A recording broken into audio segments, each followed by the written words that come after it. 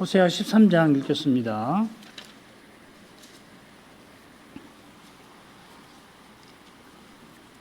호세아 13장 1절부터 16절입니다. 에브라임이 말을 발하면 사람이 떨어도다. 저가 이스라엘 중에서 자기를 높이더니 바알로 인하여 범죄함으로 망하였거늘 이제도 저희가 더욱 범죄하여 그 은으로 자기를 위하여 우상을 부어 만들되 자기의 공교함을 따라 우상을 만들었으며 그것은 다 장색이 만든 것이오늘 저희가 그것에 대하여 말하기를 제사를 드리는 자는 송아지의 입을 맞출 것이라 하도다. 이러므로 저희는 아침 구름 같으며 쉽게 사라지는 이슬 같으며 타작마당에서 광풍에 날리우는 쭉정이 같으며 굴뚝에서 나가는 연기 같으니라. 그러나 네가 애굽 땅에서 나옴으로부터 나는 내 하나님 여호와라. 나밖에 네가 다른 신을 알지 말 것이라. 나 외에는 구원자가 없느니라. 내가 광야 마른 땅에서 너를 권고하였거늘 저희가 먹이온 대로 배부르며 배부름으로 마음이 교만하며 이로 인하여 나를 잊었느니라. 그러므로 내가 저희에게 사자 같고 길가에서 기다리는 표범 같으니라. 내가 새끼 잃은 곰같이 저희를 만나 그 염통 거풀을 찢고 거기서 암사자같이 저희를 삼키리라. 들짐승이 저희를 찢으리라. 이스라엘아, 네가 패망하였나니 이는 너를 도와주는 나를 대적함이니라. 전에 네가 이르기를 내게 왕과 방백들을 주소서 하였느니라. 내 모든 성읍에서 너를 구원할 자 내 왕이 이제 어디 있으며 내 재판장들이 어디 있느냐. 내가 분노함으로 내게 왕을 주고 진노함으로 패하였노라. 에브라임의 불의가 봉함되었고 그 죄가 저장되었나니 해산하는 여인의 어려움이 저에게 임하리라. 저는 어리석은 자식이로다. 때가 임하였나니 산문에서 지체할 것이 아니니라. 내가 저희를 음부의 권세에서 속량하며 사망에서 구속하리니 사망아 내 재앙이 어디 있느냐. 음부야 내 멸망이 어디 있느냐. 뉘우침이 내 목전에 숨으리라. 저가 비록 형제 중에서 결실하나 동풍이 오리니 곧 광야에서 일어나는 여호와의 바람이라. 그 근원이 마르며 그 샘이 마르고 그 적축한 바 모든 보배의 그릇이 약탈되리로다. 사마리아가 그 하나님을 배반하였으므로 형벌을 당하여 칼에 엎드러질 것이요 그 어린아이는 부셔뜨리우며 그 아이벤 여인은 배가 갈리우리라. 우리가 믿음 말의 둘째 단락 11장 12절부터 12장 14절을 살피는 중이죠. 이 둘째 단락 또 오늘 끝에 살필 셋째 단락은 심판받을 이스라엘의 거짓과 교만을 각각 다루고 있습니다. 이스라엘이 거짓으로 여호와를 에워싸니까 여호와께서 이스라엘을 곧 심판하셔야 합니다. 그러나 선자는 이스라엘이 된 족장 야곱의 생애를 통하여 야곱이 된 이스라엘을 향한 하나님의 은혜를 전합니다. 이것이 이 둘째 단락 첫째 부분 11장 12절부터 12장 5절까지의 세 주제인데 이제 살필 셋째 부분의 주제들도 같습니다. 하나님 은혜가 똑같이 가운데 나오고 앞뒤로 이스라엘의 거짓과 하나님의 심판이 나옵니다. 거짓과 심판이 첫째 부분과 역순으로 나옵니다. 첫째 12장 11절에 길르앗이 거짓되고 길갈에서 거짓 제사가 드려집니다. 선자가 야곱의 생애와 출애굽 사건을 들어서 하나님 은혜를 전합니다. 12절과 13절입니다. 그리고 14절에서는 에브라임이 여호와를 심히 경노케 하여 심판을 당한다 하는 내용입니다. 거짓과 은혜와 심판 주제죠. 11절로 가겠습니다. 길르앗은 불의한 것이냐? 저희는 과연 거짓되도다. 길갈에서는 무리가 수송아지로 제사를 드리며 그 제단은 밭이랑에 쌓인 돌 무더기 같도다. 이 길르앗이 불의한 것은 이스라엘의 죄를 다루는 둘째 대목에 나옵니다. 6장 8절 보면 엘왓은 행악자, 불의를 행하는 자의 고리라, 피 발자취가 편만하도다 했습니다. 호세 6장에서 길르앗이 행한 불의는 이 거룩한 백성의 사명을 하는 것 같습니다. 권력을 지르는 사람이 선왕을 죽이고 왕위에 오르는 이 역성혁명이 이 길르앗에서 벌어진 것 같습니다. 반면에 여기서는 길르앗의 불의가 이어나오는 거짓을 고려할 때 우상 섬기는 것을 가리키는 것 같습니다. 이 거짓이라는 말이 샤베라는 말인데 우상의 허탄함을 가리킵니다. 우상 섬기는 이 길르앗도 우상을 닮아서 허탄합니다. 이스나마나합니다. 아울러 길르앗과 함께 길갈이 여기 언급된 것도 고려할 만합니다. 길르앗은 요단 동편이고 길갈은 요단 서편이죠. 요단강 건너서입니다. 이 길갈이 호세아서에 2번 나오는데 모두 우상 숭배가 이루어지는 곳으로 나옵니다. 그렇다면 여기서 길르앗의 불의는 우상 숭배를 가리키는 것이 아닐까 합니다. 마지막으로 한 말씀 더 드린다면은 짝을 이루는 첫째 부분에서는 거짓이 어떤 의미냐면 거룩한 백성의 사명을 허무는 것으로 나왔죠. 여기서는 거짓이 제사장 나라의 사명을 허무는 것으로 나옵니다. 이게 이스라엘의 2가지 죄지요. 흔히는 이제 종교적인 죄, 정치적인 죄, 일반적으로는 그렇게 말하는데 그것보다는 제사장 나라의 사명을 허는 죄, 거룩한 백성의 사명을 하는 죄 이렇게 구분하는 것이 더 낫지 않나 생각합니다. 길갈에서 무리가 수송아지로 제사 드린다 하고 그것과 병행해서 이어서 그 제단은 밭이랑에 쌓인 돌무더기 같아 합니다. 이미 길갈이 우상 숭배하는 중심지라는 거 우리가 알고 있긴 합니다만은 이 수송아지로 제사 드리는 것이 무엇인가 이 뒤에 나오는 이 표현을 통해서 살펴야 할 겁니다. 이게 이제 히브리 이 평행법 묘미지요. 자문이나 시에 보면은 이런 평행법으로 있어서 앞에를 읽으면은 전반절을 읽으면 이게 무슨 말인가 싶은데 후반절을 읽으면 이런 뜻이구나 이런 경우가 많거든요. 이 돌무더기라는 말이 이 히브리 말로 가알입니다. 이 길갈할 때 그 가알입니다. 이스라엘이 이 광야 생활을 끝내고 요단강을 마른 땅같이 걸어서 건넌 후에 이 길갈에서 12돌을 세웠죠. 자, 이런 의미로 돌무더기는 하나님의 언약을 기념하는 것인데 여기서는 정반대 의미로 쓰이고 있습니다. 가령 평관성이 무너져서 돌무더기가 된 거 그런 것인데 예루살렘이 무너져서 그렇게 되리라 예레미야가 예언합니다. 그처럼 길갈의 번제단들이 밭이랑에 쌓인 돌무더기 같아 하는 것은 하나님의 심판을 받아 파괴된 것을 되는 것을 가리킵니다. 아직은 번제단들이 건재하고 거기서 수송아지로 제사를 드립니다마는 그들이 지금 우상을 섬기면서 우상에게 바라는 것과 정반대되는 일이 곧 이루어질 거고 실은 이루어지고 있습니다. 그들이 우상처럼 허탄합니다. 있지만 없는 것보다 못합니다. 우상에 입이 있지만 말 못하는데 거기서 신탁을 구하는 일이 벌어집니다. 기가 막힌 일이죠. 말 못하는 우상에게 가서 우상의 말을 듣는다 이 말이죠. 내 백성이 나무를 향하여 묻고 그 막대기는 너희에게 고하나니 어떻게 막대기가 이야기를 하겠습니까? 귀신의 자키든지 거기 제사장들의 거짓이죠. 이처럼 우상 숨기는 자는 하나님께 이미 버림받았습니다. 하나님의 놀라운 역사가 있었던 길갈에서 하나님을 놀라시게 하는 우상 숭배가 벌어졌기 때문입니다. 둘째 부분으로 가겠습니다. 12, 13절 옛적에 야곱이 아람 들로 도망하였으며 이스라엘이 아내 얻기 위하여 사람을 섬기며 아내 얻기 위하여 양을 쳤고 여호와께서는 선자로 이스라엘을 애굽에서 인도하여 내시며 선자로 저를 보호하셨거늘.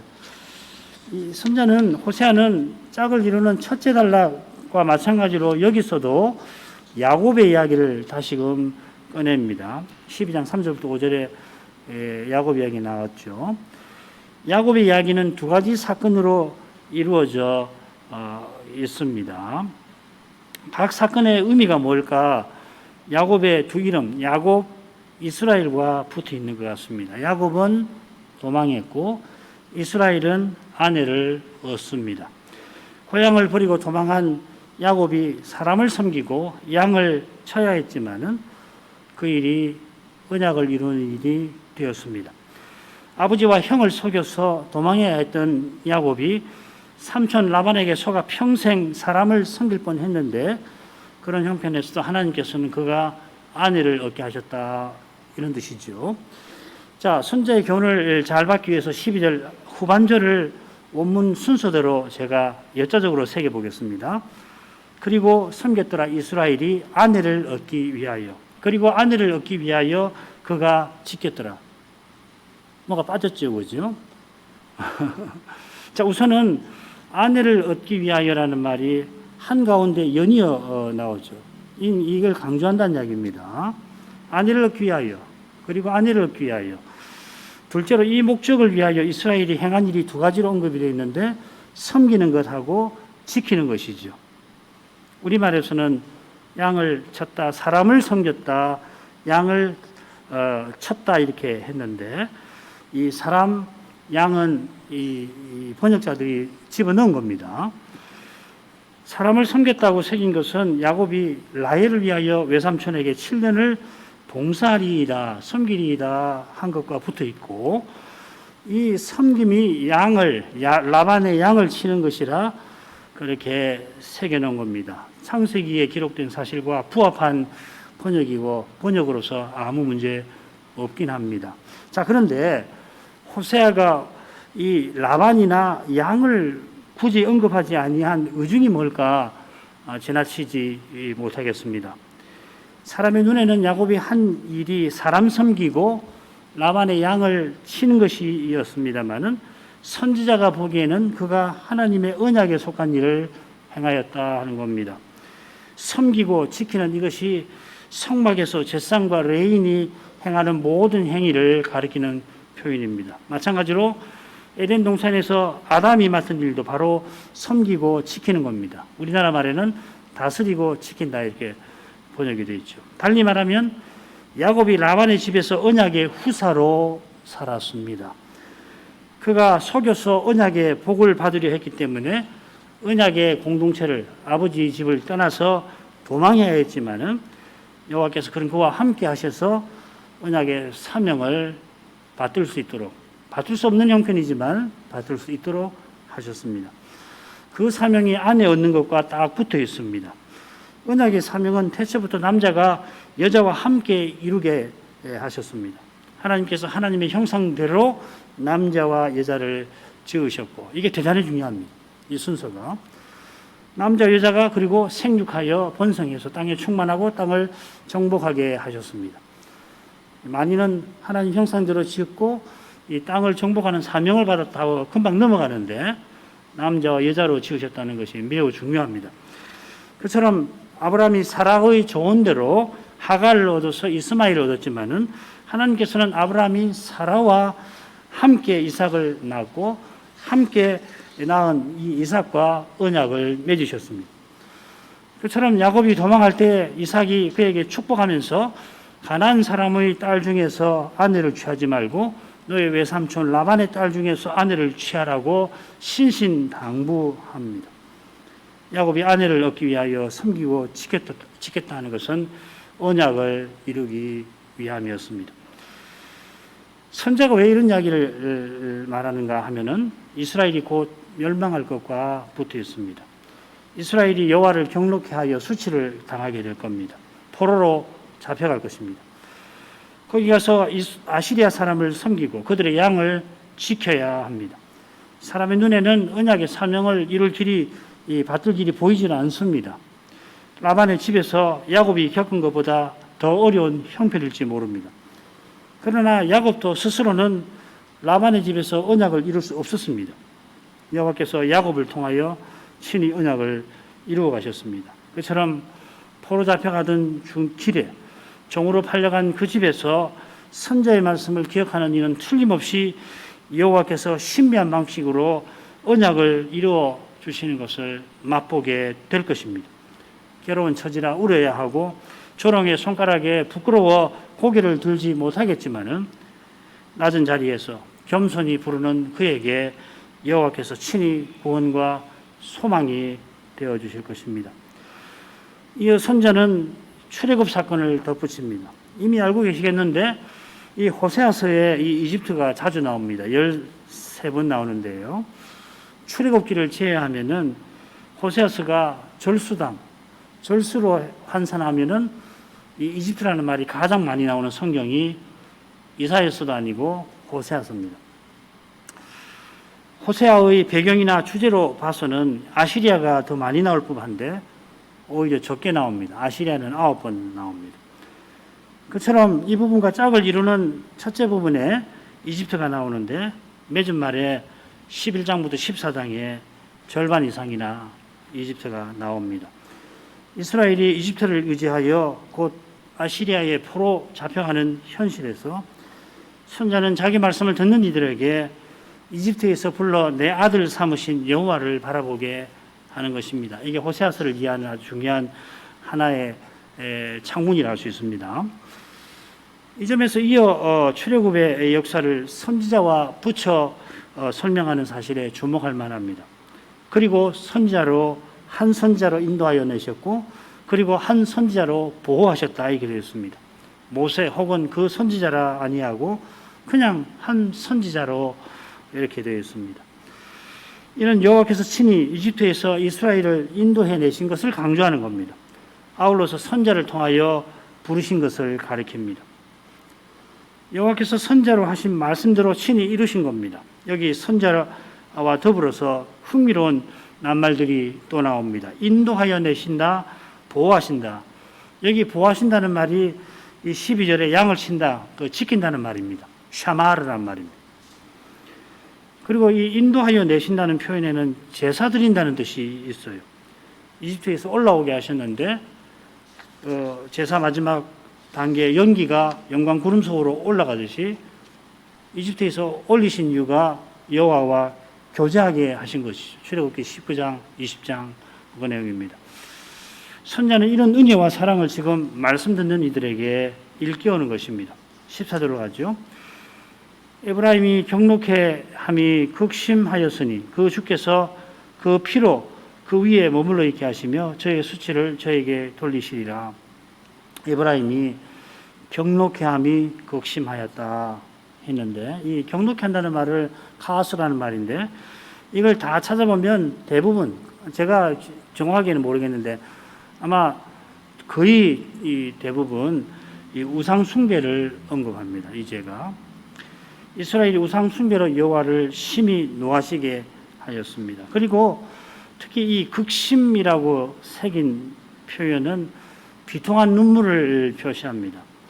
이 눈물이 이 다른 모든 경우에 누구의 눈물이냐면 선자의 눈물이거나 백성의 눈물입니다. 그러니까 여호와의 이스라엘의 경록해 한 그것이 선자나 선지자의 말씀을 듣는 이들로 비통하게 눈물을 흘리게 만드는 그런 것임을 암시하는 것 같습니다. 선자가 비통한 눈물을 흘려야 하는 이유가 이어 나옵니다. 그 주께서 그 피로 그 위에 머물게 하시며 이건 죽을 죄 지은 자에게 이 사형을 내리신다는 뜻입니다. 이스라엘의 죄는 여호와의 심판을 받아 마땅한 것입니다. 그 심판은 저의 수치를 저에게 안겨줍니다. 가령 그들이 섬기던 금송아지를 아시리아 왕에게 종홍으로 바치는데 아시리아와 다른 민족들이 그걸 듣고는 저 자기 수호신을 버린 형편없는 놈들 하고 조롱할 것입니다. 그러니까 망해도 의연하게 망하는 나라가 있잖아요. 전쟁을 해가지고서 끝까지 이 나라의 존엄을 지키면서도 이 강약이 부동이라 망하는 그런 나라는 정복한 나라가 대접해 주는 면이 있잖아요. 그런데 이스라엘은 이 아시리아가 볼 때는 실로 형편없는 자기 살 길만 찾아다니는 아주 비겁한 그런 놈들이라 조롱한다 이 말이죠. 이스라엘이 이런 수치를 받아 마땅합니다. 여호와께서 베푸신 은혜와 사랑이 얼마나 크신지 모릅니다. 이런 사랑을 짓밟았으니 남은 것은 진노밖에 없습니다. 그런데 진노하시는 하나님께서 여전히 사랑하시고 우리가 그 내용을 5절과 9절에서 특별히 살펴보았습니다.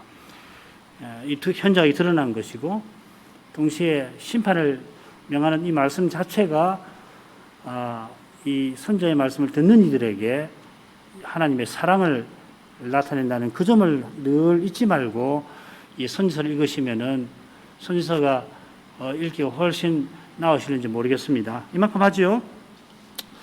세 번째 단락으로 가겠습니다. 줄거리를 간단히 보죠. 여기는 이 여호와께서 심판하시는 이유들이 쭉 나와요. 1절부터 3절 보면은 에브라임이 교만하여 바알 섬기다가 망하게 되는 거고, 그다음 4절부터 8절을 보면은 이스라엘이 역시 교만하여 여호와를 잊어서 심판을 받게 됩니다. 그리고 9절부터 11절에서는 이스라엘이 자기를 도와주시는 여호와를 대적하여 망하게 된다 하였습니다. 12절부터 14절에는 에브라임의 부귀가 봉함이 되어서 이 해산하는 여인의 어려움, 이 심판이죠. 임할 것입니다. 15, 16절에는 사마리아가 그 하나님을 배반하여서 형벌을 당하게 됩니다.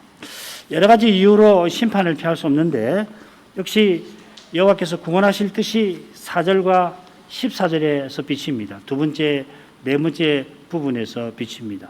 그리고 세 번째 부분에서도 너를 구원할 내 왕이 이제 어디 있느냐 책망하시는데 그 책망하시는 그 말씀에서 여호와의 사랑이 넌지시 드러납니다.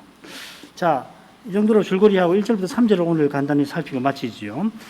읽겠습니다. 에브라임이 말을 바라면 사람이 떨어도다. 저가 이스라엘 중에서 자기를 높이더니 바알로 인하여 범죄함으로 망하였거늘 이제도 저희가 더욱 범죄하여 그 은으로 자기를 위하여 우상을 부어 만들되 자기의 공교함을 따라 우상을 만들었으며 그것은 다 장색이 만든 것이오늘 저희가 그것에 대하여 말하기를 제사를 드리는 자는 송아지의 입을 맞출 것이라 하도다.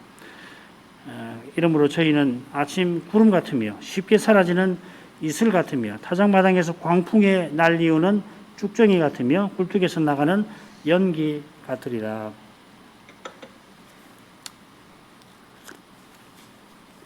1절 그리고 3절 이 망한다 또 망했다 하는 내용이 나오고요. 가운데 이스라엘이 망하는 그 이유, 이 바알 숭배에 관한 내용이 나옵니다.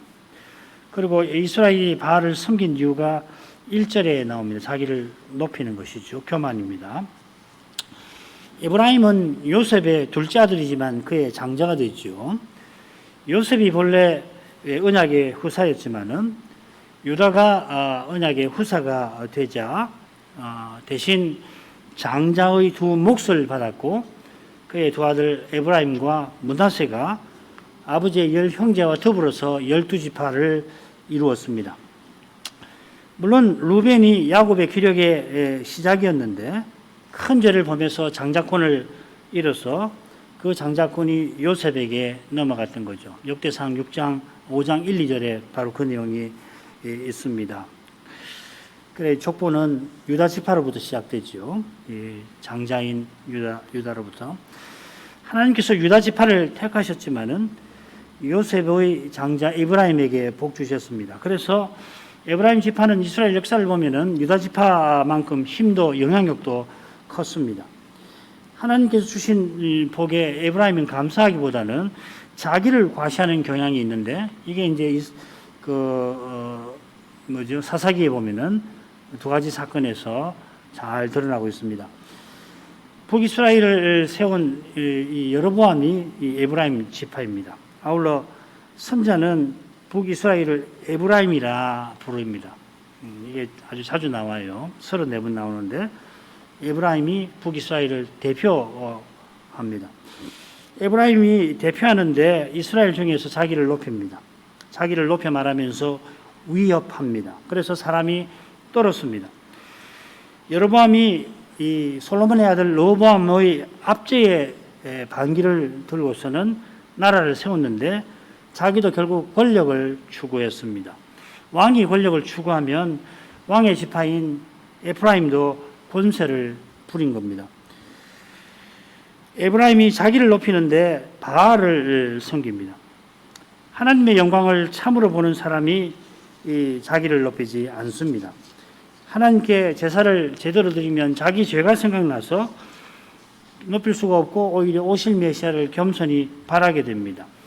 그러나 여호와의 영광을 보지 못하는 이는 반드시 자기를 높입니다. 그래서 자기보다 힘센 열방처럼 되고자 합니다. 열방이 섬기는 바알을 이스라엘이 여호와와 더불어 섬깁니다. 여호와도 바알처럼 섬깁니다. 바알을 섬겨 범죄했다 이렇게 번역되어 있는데 우상 섬긴 게 이미 범죄한 거니까 이 아샴이라는 표현은 범죄했다기보다는 형벌받게 되었다 이렇게 번역해야 합니다. 14장 1절에 그런 식으로 번역이 되어 있죠. 형벌을 당하여 형벌받게 되어 이 말입니다. 그처럼 형벌을 받게 되고 또 망하였습니다. 이 죽었다는 표현입니다. 뜻입니다. 심판을 피할 길이 없다 하는 의미일 겁니다. 이 표현은 오므리 왕조 아합 왕의 시절을 떠오르게 합니다. 이 지금 정왕이 이 아합 왕 시대와 관련되는 연상되는 표현들이 많이 나옵니다. 아합이 이세벨을 통해서 바알 종교를 끌어들였고 그 결과로 이스라엘은 그때 심판을 피할 수 없는 상태가 되고 말았습니다. 지금도 그런 상태인데 저희가 더욱 범죄합니다. 죄를 더합니다. 회개해도 될까 말까 한데 오히려 죄를 더하고 있습니다. 바로 이것이 형벌 받은 상태이기도 합니다. 죄 짓는 것 자체가 하나님의 형벌입니다. 죄를 지어 형벌을 받고 형벌 받아 죄를 더욱 짓는 것입니다. 죄를 짓는데 계속 죄를 짓는, 그러니까 죄 짓는데 장애 없이 죄를 짓는, 그러니까 자기 하고 싶은 대로 하는 것을 볼 때에 두려워하셔야 하는 겁니다. 저 하나님 형벌을 받은 사람이다. 신자는 다르죠, 그죠? 야속할 만큼 하나님께서 자기 백성은 죄를 지면 그냥 혼내신다고요. 야단 내신다고. 금방 정신 차리게 책망을 하시는데 어떤 사람 보면은 뭐 자기 하고 싶은 대로 다 하는 것 같은데 승승장구하니까 좀 마음이 이제 신자가 좀 억울하기도 하고 자기한테는 하나님 야속하신 거 아닌가. 그걸 아주 극적으로 대표적으로 보여주는 것이 시편 73편이죠. 그런데 그렇게 생각하시면 안 됩니다. 자기가 죄를 지었는데도 하나님께서 책망 안 하시면 그게 두려운 것이거든요. 참된 회개는 따라서 전적으로 은혜에 속합니다. 날마다 회개하는 것은 실로 큰 은혜고 돌이켜 하나님께 나아가는 이 회개가 은혜에 합당한 것입니다. 죄를 알게 하셨는데도 그 죄에서 돌이키게 아니하는 것은 무서운 일입니다.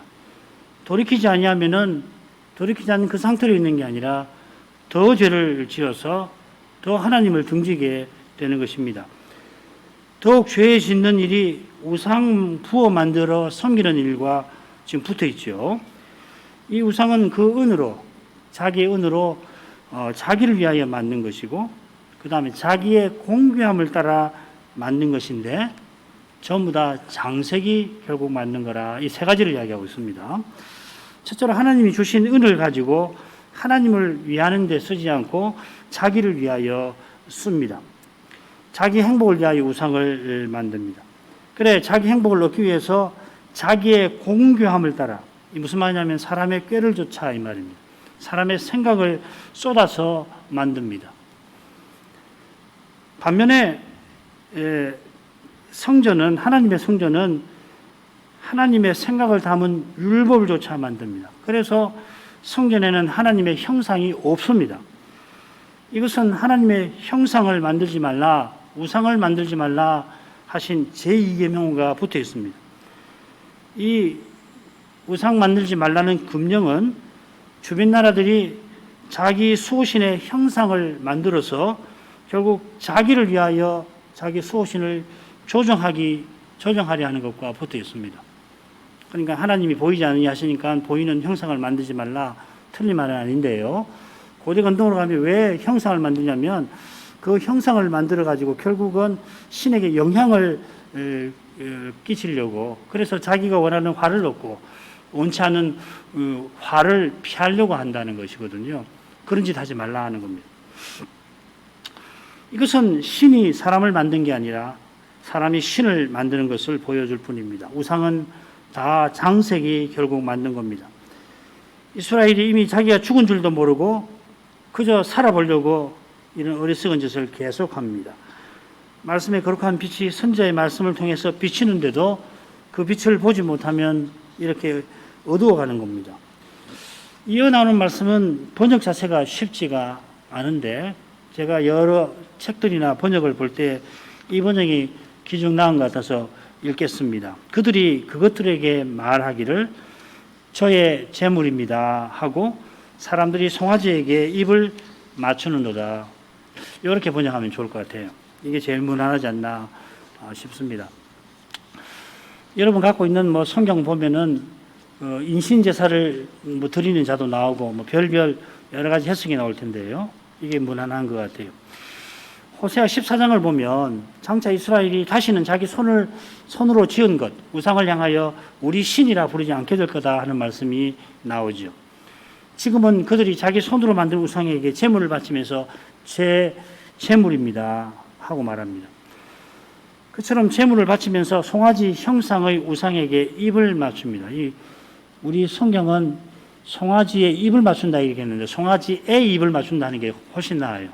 송아지 입에다가 입을 맞춘다 하는 식으로 송아지에 입을 맞춘다 이렇게 되어 있으니까 마치 송아지 입에다가 자기 입을 맞추는 것처럼 되어 있는데 송아지에게 입을 맞추는 겁니다.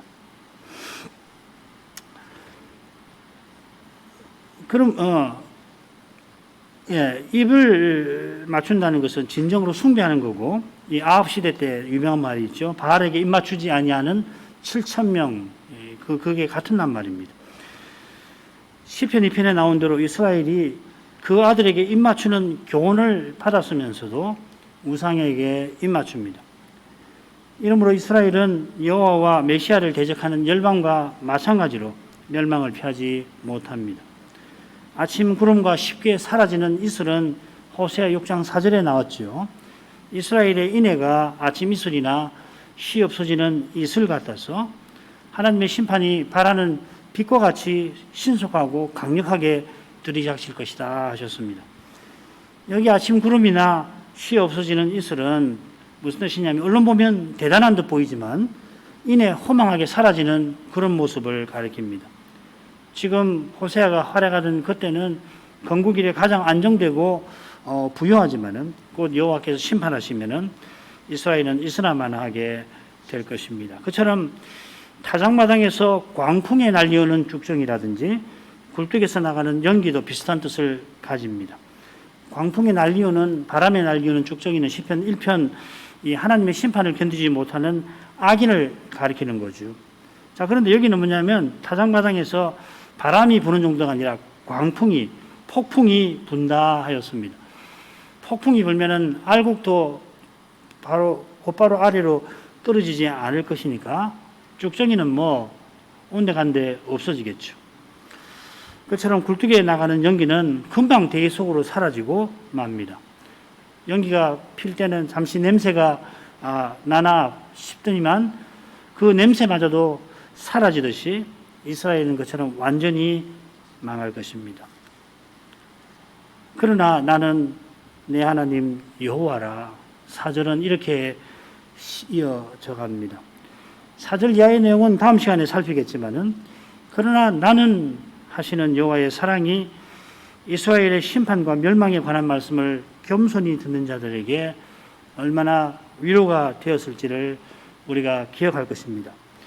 당장에는 선자의 말씀을 듣고 메시아를 바라는 이들도 함께 아시리아의 침공에 무서워서 벌벌 떨어야 하고 곧 벌거벗은 포로가 되어서 몰아치는 장대비에 추워서 벌벌 떨어야 할 겁니다. 두려움과 부끄러움에 시달리며 때때로 여호와 하나님의 약속이 희미해질 것입니다.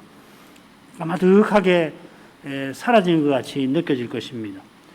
그러나 그때마다 여호와께서 그러나 나는 내 하나님 여호와라 하시면서 그 약해진 믿음을 붙들어 주실 것입니다. 담대한 소망으로 두려움과 부끄러움을 견디게 하실 겁니다. 틀림없이 포로에서 돌아오게 하실 뿐만 아니라 메시아의 나라에 들어가게 하실 것을 바라보며 힘든 일상 가운데에서 하늘의 기쁨을 맛보게 하실 것입니다. 이런 포로들을 통하여서 하나님은 언약을 더욱 이루어 가실 것입니다. 오늘도 하나님께서는 이런 위대한 일을 이런 신비한 방식으로 이루고 계십니다. 죄와 죽음의 현실에서 고난받는 신자와 교회는 이 거룩한 영광을 보게 하십니다. 그 영광을 보는 거기에 이 하루를 살아가는 뜻이 있습니다. 현실의 어려움을 피하는 것이 목적이 아니라 이 영광을 보는 것이 오늘도 살아가는 목적일 것입니다. 이 차이는 너무도 큽니다. 이만큼 하지요. 기도할 제목 간단히 읽겠습니다. 이스라엘이 교만하여 바알 우상을 섬겨서 하나님 심판을 피하지 못하게 되었는데 여호와께서 그러나 나는 내 하나님 여호와라 하십니다. 이렇게 자기를 밝혀주시는 것은 이스라엘이 지금 광풍에 날리는 쭉정이 같지만은 장차 푸른 잣나무와 같으신 여호와라 말미암아 열매를 얻게 하실 그 사랑과 붙어 있습니다. 이 사랑 덕분에 전에 아버지와 형을 속여서 야곱이 아람으로 도피해왔고 거기서 라반을 섬기고 그의 양을 쳐야 했을지라도 그런 어려운 현실에서 야곱이 그 사랑 의지하여서 언약을 이룰 수가 있었던 겁니다. 선자가 야곱의 일을 언급한 것은 야곱이 되어버린 이스라엘의 현실에서 야곱이 이스라엘 되게 하신 하나님의 거룩한 영광을 바라보게 하려는 것입니다. 선자의 말씀을 겸손히 듣는 이는 이 영광을 심지어 포로 잡혀가는 그 길에서 시편 29편 포로 잡혀간 그곳에서도 볼 것입니다.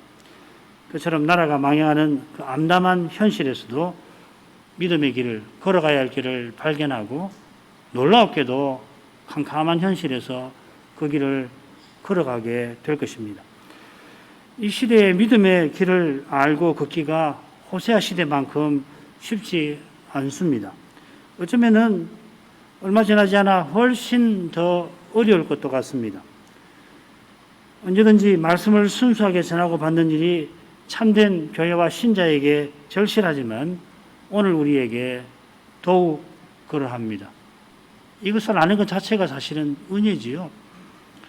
이 은혜를 우리가 간절히 구하고 그 은혜를 힘입어서 날마다 믿음으로 살아가는 그 길에 펼쳐져 있는 죄와 죽음의 현실을 견디고 나아갈 수 있게 해주시기를 구하겠습니다. 신학생들 유학 준비를 위해서도 기도해 주시기 바랍니다. 기도하겠습니다. 같이 기도하겠습니다. 자비하신 아버지, 이날에도 호세아 선자를 보내셔서 곧 나라가 망하는 그 시대에 여호와를 바라는 이들에게 친히 언약 이루실 뜻을 알려주신 그 사실을 함께 생각하게 하십니다. 여호와께서 선자들을 계속 보내시지만 그래서 그들을 부르시지만은 언약 백성들은 오히려 여호와를 멀리하고 우상들을 가까이 하였습니다.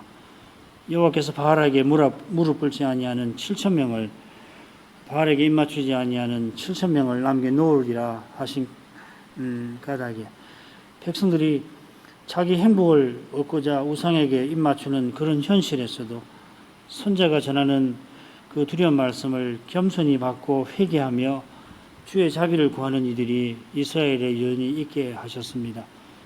과연 모든 시대에 오직 구원은 이처럼 하나님 은혜에 있음을 겸손히 고백합니다. 이런 진리가 주의 말씀에서 늘 빛나고 있습니다.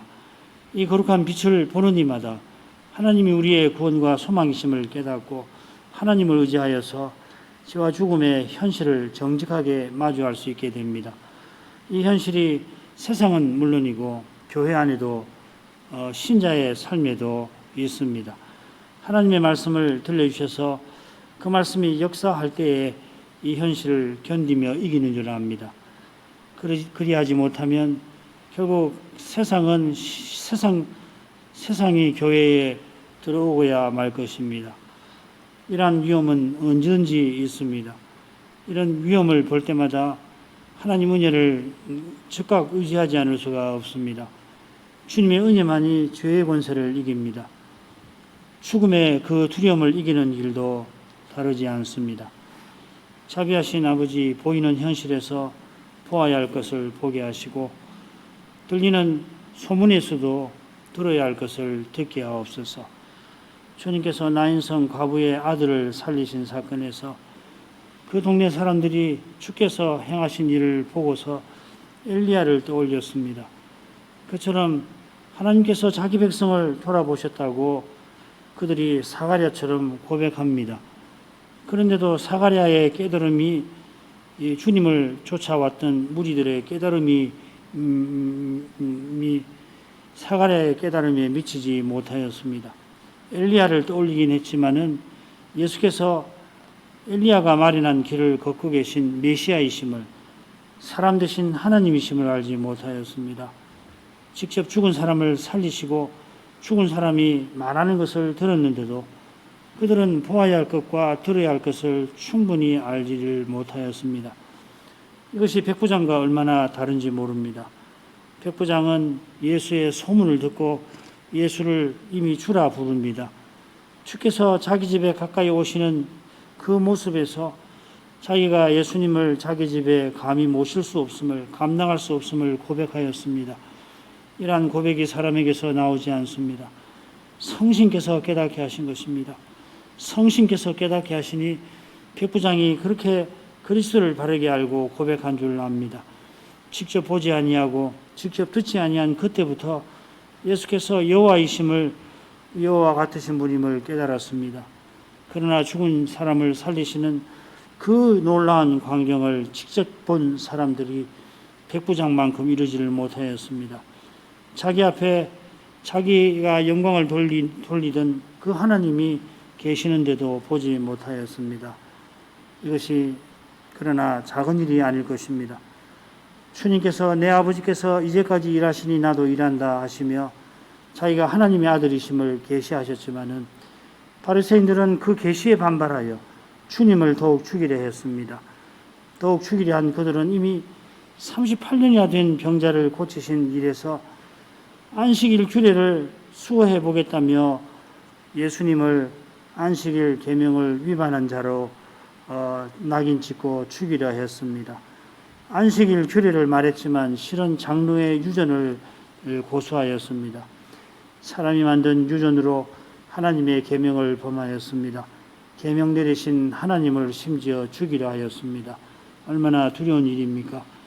장로의 유전이 하나님의 계명을 잘 지키기 위한 것이었지만은 결국 사람이 만든 것이라 계명의 정신을 벗어나면 이처럼 계명을 범하고 말 뿐입니다. 이러한 데서 죄는 얼마나 무서운 것인지 주께서 알게 해주시기를 구합니다. 이러한 죄를 늘 깨닫고 항상 회개치 아니하면 그 죄는 가만히 있지 않고 더욱 죄를 범하게 만들 것입니다. 이 시대에 만연한 배도가 바로 그런 데서 생겼고 그러한 태도에서 더욱 심해져 갈 것입니다. 저희가 어떠한 시대를 살아가는지 생각할 때 더욱더 죄를 멀리하게 하옵소서. 날마다 죄를 회개하게 하옵소서. 하나님 말씀에서 자기 죄가 드러날 때 감추려 하거나 회피하지 말고 겸손히 회개하며 주의 용서를 구하면서 주께 돌이키며 또 돌이키고 나아가게 해 주옵소서. 자비하신 아버지, 이러한 복음의 말씀이 교회들에 계속 전파되게 하시옵소서. 예수님 이름으로 기도합니다. 아멘.